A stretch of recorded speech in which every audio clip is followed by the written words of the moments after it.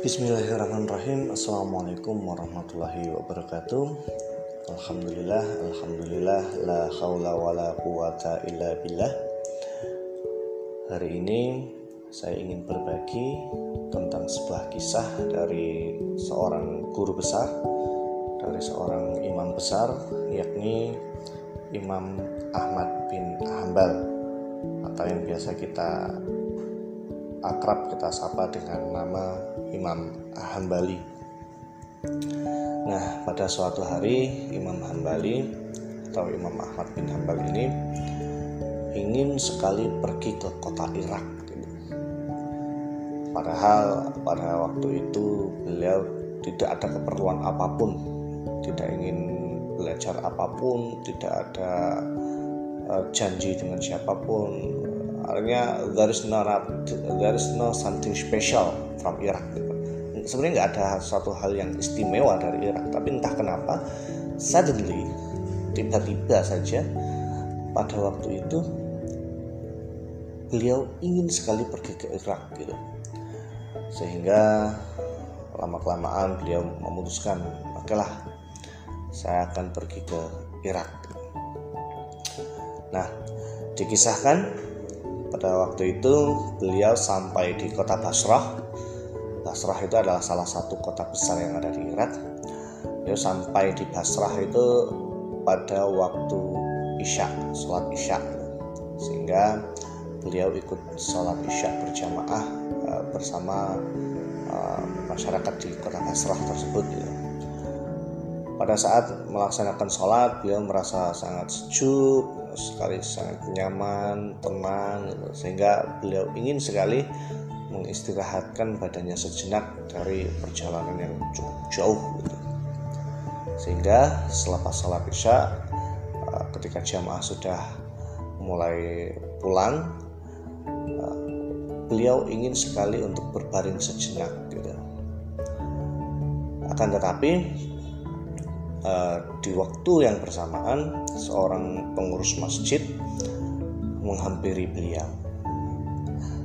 Nah, pengurus masjid ini tidak menyadari bahwa beliau itu adalah Imam Ahmad bin Hanbal. Yang dia tahu itu adalah seorang lelaki tua, orang asing yang datang ke kota Basrah, yang entah memiliki keperluan apa, itu yang ada di benak dia hanya itu. Dia menegur Imam Hambali, Syekh kata dia. Syekh itu kalau dalam cerita itu bisa untuk memanggil tiga orang. Yang pertama bisa untuk memanggil orang tua, orang yang sudah sepuh. Yang kedua bisa juga untuk dipakai untuk memanggil orang yang kaya atau saudagar. Lalu yang terakhir juga bisa dipakai untuk memanggil orang yang berilmu. Tentunya Syekh ini juga pantas disematkan kepada Imam Ahmad bin Hanbal karena beliau memang orang yang berilmu. Akan tetapi pada cerita ini Syekh ini ditujukan kepada Imam Ahmad bin Hanbal karena beliau adalah orang yang sudah sepuh, karena pengurus masjid tidak tahu kalau beliau adalah Imam Hambali pada waktu itu. Disapa oleh pengurus masjid tersebut, Syekh, apa yang kau lakukan di sini? Ada keperluan apa engkau datang ke sini? Apa yang kamu lakukan di masjid kami? Lalu Imam Ahmad bin Hanbal menjawab, saya adalah seorang musafir. Saya hanya ingin beristirahat sejenak di masjid karena saya lelah sudah menempuh perjalanan yang cukup jauh. Akan tetapi ternyata pengurus masjid ini tidak mengizinkan untuk Imam Hambali untuk beristirahat di masjid tersebut. Lalu dijawab oleh pengurus masjid, tidak boleh ada yang beristirahat di dalam masjid. Di teras masjid pun juga tidak boleh. Sehingga akhirnya beliau diusir, didorong keluar sampai ke jalan. Nah, at the same time atau di waktu yang bersamaan, di luar pagar masjid itu ada seorang penjual roti. penjual roti. Dia melihat ada seorang lelaki tua yang didorong oleh pengurus masjid keluar masjid sampai ke jalan gitu. Melihat hal tersebut, pedagang roti ini merasa iba, merasa kasihan terhadap orang tua tersebut. Lalu akhirnya pedagang roti itu memanggil lelaki tua tersebut. "Syekh, apa yang sedang terjadi? Mari ikut bersama saya." Lalu dibawanya Imam Ahmad ke sebuah tepi jalan yang itu ada pohon, lalu berteduh di bawah pohon itu. Lalu dijelaskan oleh Imam Ahmad bin Hanbal bahwa dia hanya ingin beristirahat, hanya mampir sejenak, akan tetapi tidak diperkenankan oleh pengurus masjid. Mendengar cerita Imam Ahmad, pedagang ini merasa kasihan dan menawarkan bantuan gitu. "Ya Syekh, saya akan sangat senang sekali apabila Anda mau menginap di rumah saya. Artinya saya mengizinkan Anda untuk menginap di rumah saya." Nah, kurang lebih seperti itu. Akhirnya Imam Ahmad bin Hanbal setuju untuk menginap di rumah seorang pedagang roti tersebut. Dan perlu diketahui bahwa pedagang roti ini membuat rotinya sendiri gitu. Artinya tidak dia beli roti lalu dijual kembali, itu tidak, tapi dia membuat adonannya sendiri untuk terus diproses menjadi roti. Setelah itu rotinya dia jual gitu. Setelah sampai di rumahnya, Imam Ahmad bin Hanbal masuk ke rumah pedagang roti tersebut yang ya tidak terlalu lebar gitu, hanya sempit gitu. Akan tetapi cukup untuk mereka berdua tinggal di situ. Sesampainya di rumah, Imam Ahmad bin Hanbal duduk dengan posisi pedagang roti itu membelakangi Imam Ahmad bin Hanbal, karena pedagang ini mau mempersiapkan adonan untuk dibuat menjadi roti yang akan dia jual di keesokan harinya. Tidak ada yang aneh selama pedagang tersebut membuat adonan sampai ketika pedagang tersebut mengucapkan lafaz istighfar. Istighfar diucapkan secara terus-menerus oleh pedagang tersebut gitu. Ketika menumpahkan adonan dia berucap istighfar, ketika menumpahkan garam dia berucap istighfar, sampai seterusnya istighfar, astagfirullah, astagfirullah, astagfirullah.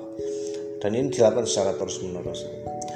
Melihat yang dilakukan oleh pedagang ini, Imam Ahmad bin Hanbal merasa penasaran. Apa yang dilakukan oleh pedagang roti ini? Kenapa dia selalu beristighfar? Melihat hal tersebut, Imam Ahmad bin Hanbal atau Imam Hambali memutuskan untuk bertanya kepada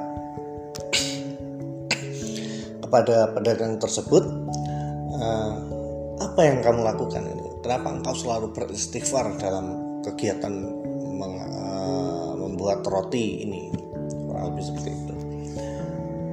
Lalu pedagang itu menjawab kepada lelaki tua tersebut, sesungguhnya tidak ada satu doa pun yang aku panjatkan kecuali itu langsung dikabulkan oleh Allah Subhanahu wa Ta'ala.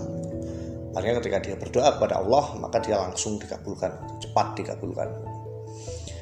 Akan tetapi ada satu doa yang sampai hari ini belum dikabulkan oleh Allah kepadaku.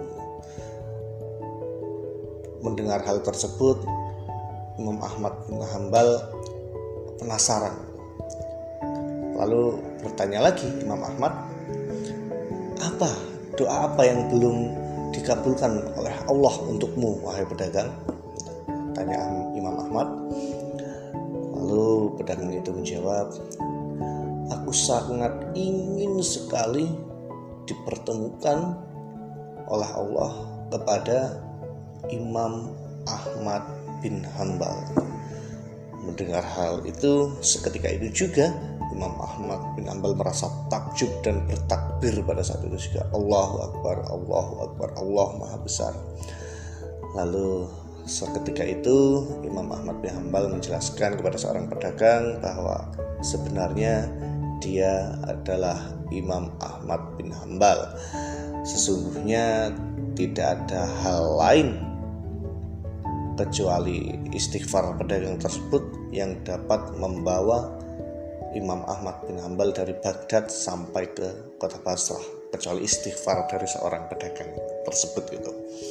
Mendengar bahwa di hadapannya itu adalah seorang imam besar, seorang guru besar, maka dipeluklah Imam Ahmad bin Hambal dengan rasa takzim, dengan rasa bangga bercampur haru itu, bahwa doanya ternyata telah dikabulkan oleh Allah Subhanahu wa Ta'ala. Nah, poinnya adalah kawan-kawan, mari kita perbanyak istighfar. Kenapa Rasulullah memerintahkan atau mengajak seluruh umatnya ketika selesai sholat itu berzikir dengan mengucap istighfar? Itu salah satunya adalah mudah-mudahan setelah beristighfar lalu memanjatkan doa tersebut bisa cepat dikabulkan oleh Allah Subhanahu wa Ta'ala, dan selalu mengingat kesalahan-kesalahan yang telah kita lakukan gitu. Karena bisa jadi doa kita belum terkabul karena kita masih memiliki dosa yang itu bisa jadi penghambat terkabulnya doa kita. Nah, mudah-mudahan dengan istighfar inilah dosa-dosa yang kita lakukan kesehariannya itu bisa terhapus, sehingga doa yang kita panjatkan setiap harinya itu bisa cepat terkabul. Mudah-mudahan cerita ini terawat dengan diabadikan sebagai sebuah podcast, dan mudah-mudahan bisa bermanfaat untuk kawan-kawan semuanya. Saya akhiri, nun wal qalami wa ma yasturun. Wassalamualaikum warahmatullahi wabarakatuh.